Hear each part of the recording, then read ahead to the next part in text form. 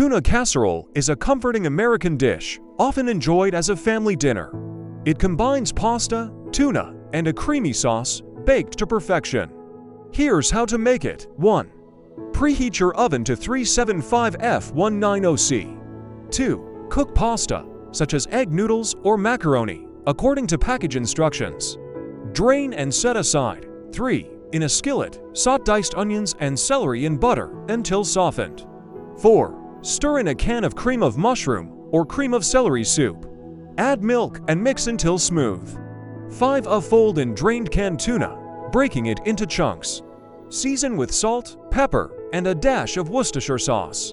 6. Combine the tuna mixture with the cooked pasta. Stir in frozen peas or other vegetables if desired. 7. Transfer the mixture to a baking dish. Top with shredded cheddar cheese and breadcrumbs for a crispy topping. 8. Bake for 25 to 30 minutes or until the top is golden and the casserole is bubbly. 9. Serve hot and enjoy the creamy, savory flavors of the American tuna casserole.